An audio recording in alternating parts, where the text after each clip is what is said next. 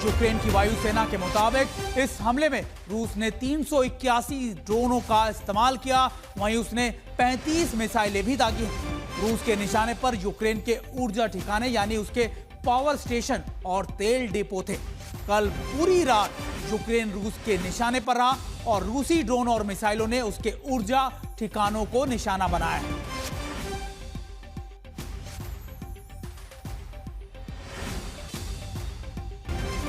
देखिए, हम आपको बता रहे हैं कि कैसे रूस लगातार यूक्रेन पर बड़े अटैक कर रहा है। इससे पहले भी रूस ने कई 500 से ज्यादा ड्रोन का इस्तेमाल कर यूक्रेन के अलग अलग हिस्सों को निशाना बनाया था।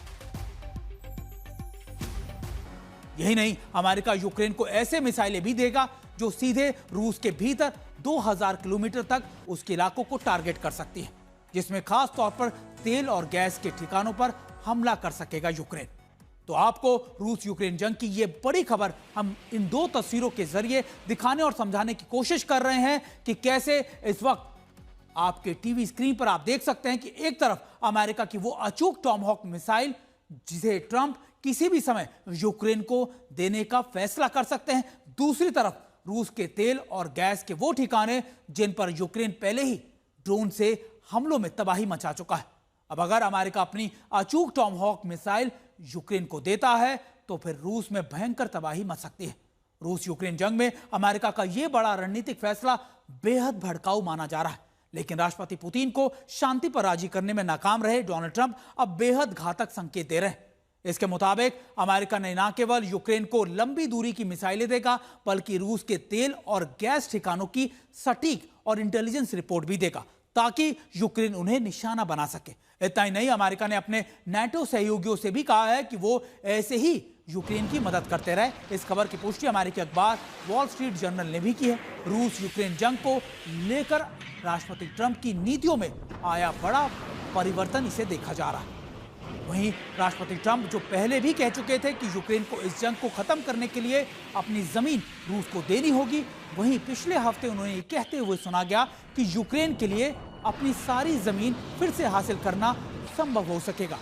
फिर से लगातार रूस अपने कब्जे में जो इलाका लिया है उसे यूक्रेन वापस ले सकता है। इसी के तहत अब उन्होंने नई रणनीति अपनाते हुए रूस के तेल और गैस ठिकानों को निशाना बनाकर पुतिन को झुकाने का दांव खेला है।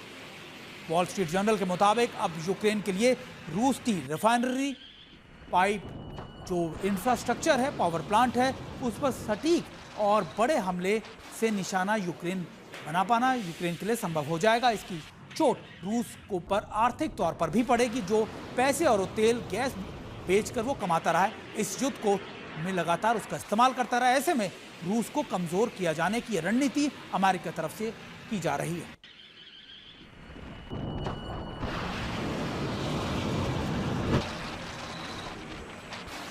रूस और अमेरिका के बिगड़ते रिश्ते और ज्यादा बिगड़ सकते हैं। पुतिन ने इस फैसले को भड़काने वाला फैसला बताया। यही नहीं, उन्होंने यह भी चेतावनी दी है कि इससे युद्ध का रुख बदलने वाला नहीं है, क्योंकि अकेले मिसाइलों से जंग जीतना संभव नहीं है।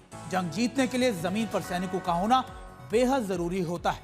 आपको बता दें कि रूस ने यूक्रेन के साथ जंग में एक नई रणनीति अपनाई है और उसने अपने सैनिक अब 3 से 4 और 5 की टुकड़ियों में अलग अलग बांटकर आगे बढ़ रहे हैं। आगे बढ़ने से पहले आपको पहले टॉमहॉक क्रूज मिसाइल को लेकर पुतिन की ये चेतावनी सबसे पहले आपको दिखाते हैं। आपको बता दें कि यूक्रेनी राष्ट्रपति जेलेंस्की ने 24 सितंबर 2025 को अमेरिकी राष्ट्रपति डोनाल्ड ट्रंप से मुलाकात के दौरान लंबी दूरी की टॉमहॉक मिसाइलों की मांग की थी।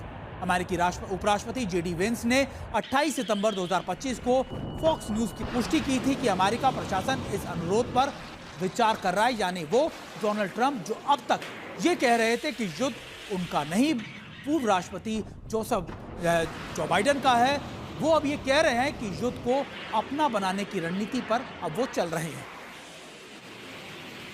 कि मिसाइल में ऐसा क्या खास है? सबसे पहले अगर आप देखें कि ये जहाज पनडुब्बी जमीनी लॉन्चरों से लॉन्च की जा सकती है। मल्टीपल लॉन्चर से इसका इस्तेमाल किया जा सकता है, जिसमें जहाज भी हैं, पनडुब्बी भी है। 1000 मील दूर से सॉलिड एयर डिफेंस भेजने की ताकत ये मिसाइल रखती है। आप मानिए यही वजह से गेम चेंजर के तौर पर देखा जा रहा है और इसी वजह से यूक्रेन लगातार इस मिसाइल की मांग करता है। 2500 किलोमीटर तक इसकी रेंज में यूक्रेन की मारक क्षमता और बढ़ जाएगी। यह क्षमता मॉस्को तक पहुंच जाएगी, जहां पर अब तक यूक्रेन सिर्फ और सिर्फ ड्रोन से अटैक कर पा रहा था, यानी अब सीधे तौर पर मिसाइल से अटैक कर पाएगा। रूसी military airport, command control centre, oil centre पर इससे खतरा बेहद ज्यादा बढ़ जाएगा, यानी अब रूस के इंफ्रास्ट्रक्चर को भी यूक्रेन बड़ी तादाद में नुकसान पहुंचा सकेगा। दरअसल इराक हो, सूडान हो, लीबिया, सीरिया, अफगानिस्तान में पलटा है इसने युद्ध का रुख, यानी इसका इस्तेमाल अमेरिका ने कई जगहों पर किया और इसके इस्तेमाल के बाद ही उस युद्ध के यू टर्न ले लिया।